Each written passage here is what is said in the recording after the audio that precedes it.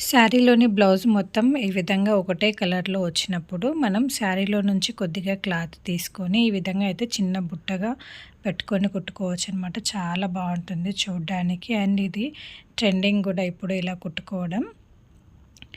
And ఇది first time కుట్టేవారికి కూడా ఈజీగా అర్థమయ్యే విధంగా సింపుల్‌గా దీంట్లో ఉంది చూడండి.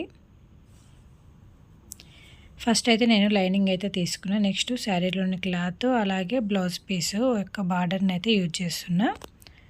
నెక్స్ట్ ఇక్కడ లైనింగ్ని అయితే ఈక్వల్గా కట్ చేసుకుంటున్నా. కొద్దిగా ఎగుడు దిగుడు ఉన్న మనకి అంత పర్ఫెక్ట్గా రాదు ఫినిషింగ్ అయితే.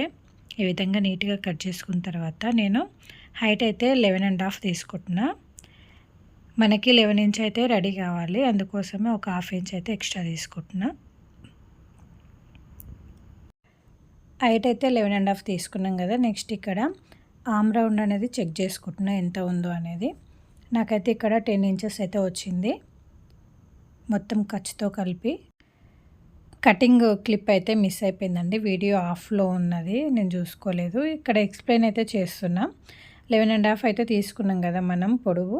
నెక్స్ట్ హ్యాండ్ యొక్క లూజు 5 ఇంచెస్, ఒక 2 ఇంచెస్ అయితే లూజు ఎక్స్ట్రా తీసుకున్నా. నెక్స్ట్ పైన ఇది 3.5 ఇంచెస్ హైటు, నెక్స్ట్ ఒక 2 ఇంచెస్ వెడల్పులో తీసుకున్నాను అనమాట. సేమ్ అది కట్ చేసుకున్న తర్వాత నెక్స్ట్ ఇక్కడ శారీలోని క్లాత్ అయితే నేను ఇక్కడ 17 ఇంచెస్ అయితే తీసుకున్నా 1 హ్యాండ్కి. ఇట్లా 2 పీసెస్ అయితే తీసుకున్నా.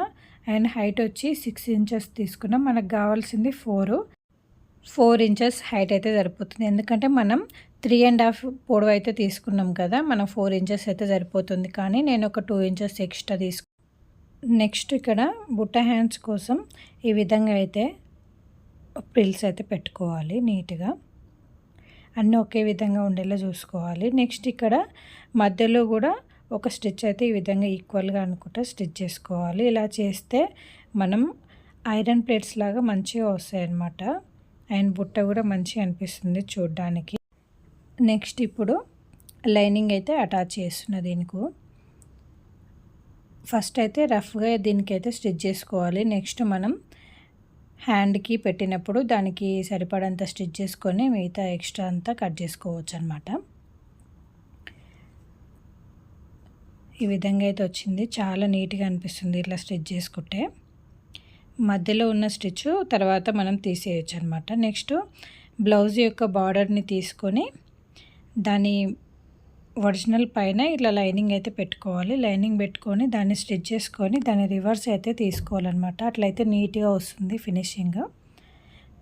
పైపింగ్ వేసుకోవాలనుకుంటే మీరు పైపింగ్ వేసుకోవచ్చు. నేనైతే ఇక్కడ నార్మల్గానే స్టిచ్ చేస్తున్నా.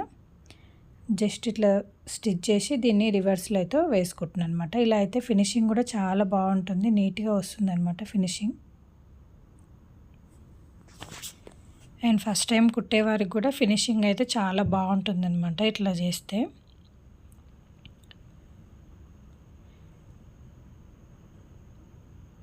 దీనిపైన కూడా ఒక స్టిచ్ అయితే వేసుకోవాలి, ఈ విధంగా చూడడానికి కూడా మంచిగా అనిపిస్తుంది. నెక్స్ట్ లైనింగ్ మొత్తం అటాచ్ చేసుకున్న తర్వాత ఇప్పుడు మనం అక్కడ కట్ చేసుకున్నాం కదా యూ షేప్లో, దాన్ని కొద్దిగా కనిపించకుండా ఈ విధంగా అయితే ఒక క్రాస్ పీస్ని తీసుకొని ఈ విధంగా అయితే నేను స్టిచ్ చేస్తున్నా. ఇట్లా చేయడం వల్ల పోగులు అనేది బయటికి వెళ్ళకుండా ఉంటుందన్నమాట, నీట్గా అనిపిస్తుంది. నెక్స్ట్ మనం ఇక్కడ బుట్టని స్టిచ్ చేసుకున్నాం కదా, దాన్ని అయితే ఈ విధంగా చూసుకొని పెట్టుకోవాలన్నమాట. మనం క్లాత్ ఒక 2 ఇంచెస్ ఎక్స్ట్రా తీసుకున్నాం కాబట్టి దీన్ని మధ్యలోకి ఇట్లా బుట్ట వచ్చేటట్టు మనం ఇట్లా చూసుకొని పెట్టుకోవాలన్నమాట. నెక్స్ట్ ఇక్కడ పిన్స్ సహాయంతో నేను ఈ విధంగా అయితే దీన్ని అటాచ్ చేసుకుంటున్నా.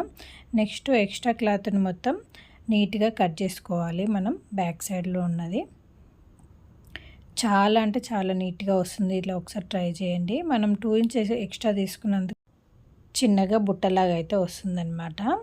ఇట్లా మనం శారీలో ఉన్న బ్లౌజ్ ఒకటే కలర్లో ఉన్నప్పుడు ఈ విధంగా అయితే మనం స్టిచ్ చేసుకోవచ్చు, చూడడానికి కూడా చాలా బాగుంటుంది.